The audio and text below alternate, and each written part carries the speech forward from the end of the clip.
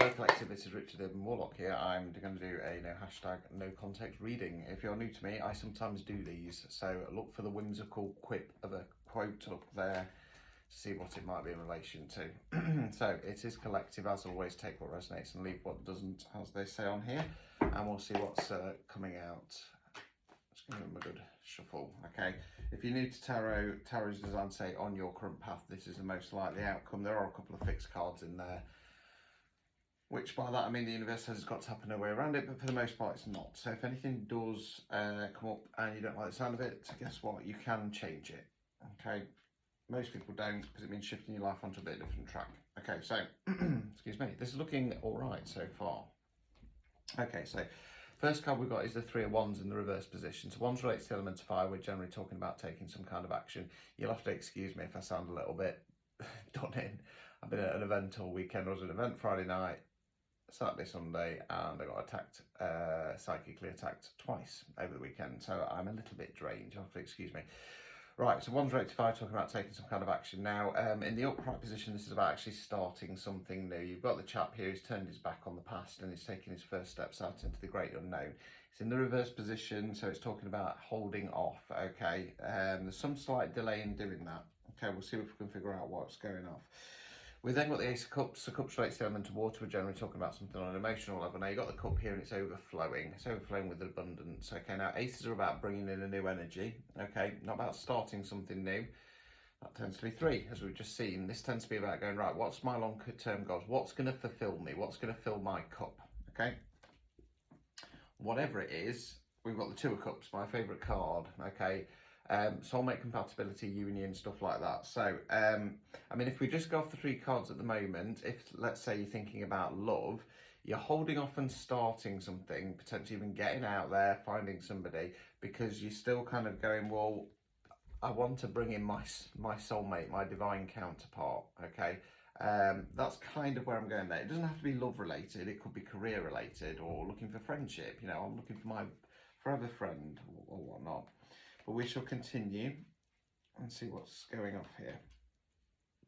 Okay, we then got the Moon card in the reverse position. Now, the Moon card for me talks about the unknowns. It's when we feel like something's slightly off and we can't put a finger on it, okay? Or we're looking for answers and we're going out and getting pieces of the jigsaw puzzle. We're coming back and there's always bits missing. Now, in the upright position, I'd be saying, no point looking. The universe isn't ready to reveal it yet. Okay, when it's in the reverse position, it's getting close. You're going to start getting some answers, okay? It can often come through in our dream states. That's either from our unconscious that then slips into our subconscious, our dreams, or it can be a message from spirit or the universe, okay? Now, whenever I get this card, I always tell people, start keeping a dream journal, okay? Because when it comes through, it will be vivid, but it will be cryptic and weird, okay? Now, unfortunately, the human mind likes to forget bits, plaster bits in and stuff like that. If you can get it down as accurately as possible, if it does take a couple of days to work out, you'll have as close of information as possible. We then got the Six of Swords. So swords relates to the element of air, generally speaking about the way we think and the words we use. Now, in this picture, you've got two figures in the gondola there. You can't really see them too well in this deck. They're going on to calmer waters. Okay, so it's the way we think about things. We're shifting our perspective and going on to a new way of thinking. Now, the figures in the gondola, they have got their heads down and they are cloaked, so it does indicate a little bit of sorrow or sadness attached to it. Now, when we decide that we're going to move on to something new, you know, sometimes there can be people that we have to leave behind, because otherwise we're just going to stay stuck in the same energy. That can cause a bit of sorrow. Okay, it's not going to be anything too heavy, but yeah, just be aware of that. Overall outcome for this collective, and we'll see if we can tie this all together once the cards are out. The Sun card, okay, got it on my t-shirt. Most positive card in the deck, okay, it means the birth of something, okay, so that could be a physical birth, it could be the birth of a new relationship, a new friendship, a new idea, a new career, whatever. Now, this is a fixed card, so it is coming in. Now, I'm not saying that, you know, you're going to get everything you want, that you're trying to manifest now, but it can very much indicate that, you know, you've done some hard work, you've done something to help you move on, and the universe is now activating it, okay? Obstacles or blockages that you might be facing. King of Wands in the reverse, in the upright position, sorry. So Wands relates to elemental fire, as we say, talking about taking some kind of action. Now with the court cards, it can represent energy within ourselves, or they can be the energy of somebody else. Now we're talking about masculine energy here, and as always, we're talking about energy, not gender. Okay, now the good news is he's in the upright position, so he's a good ruler. Okay, he's going to know when to take action, he's going to know when to hold back. Okay, we've also got the salamander down there at the bottom. Okay, that talks about kind of shedding skin, being comfortable, moving on with things. I want to get the final card out before I kind of wrap this up. You'll have to excuse me, like I say, I'm really tired. I've got to go out to do some readings later as well.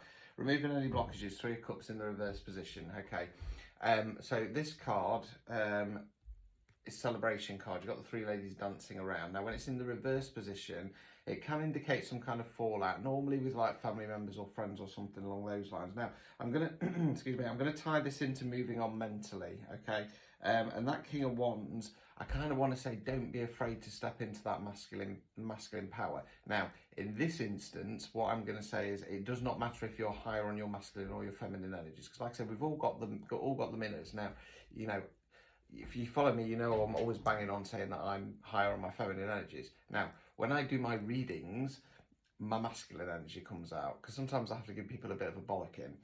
Don't be afraid to step into that. And basically stepping into that power is saying, you know, I'm going to take control of the situation. I'm not going to be afraid to make tough choices, and I'm going to plow through, okay? It feels very much like this is for a collective who are chasing their dreams, their aspirations, their dream job, their dream person, stuff like that.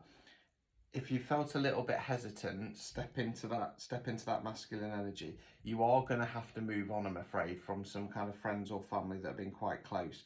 You're evolving and you're going through a new process. You're going into shifting into a new timeline, if you want to call it that, and it's going to be your happiest timeline. Sometimes people are not meant to go with us, and we do have to leave them behind. I'm not necessarily talking about cutting people out completely, but, you know, spending less time with them, you know. Think back, you've always got those friends which you might see like once a year or something along those lines. It may be friends or family members who you have been seeing more regularly, but because you're going off to go and get your sun card moment, they're going to have to slip into the once a year category, unfortunately. It is sad, but we can't take people with us. It's our life. We chase our own dreams and destiny, okay? And you can't stop that. Don't give that away to anybody else. So good luck. That's looking quite good. Until next time.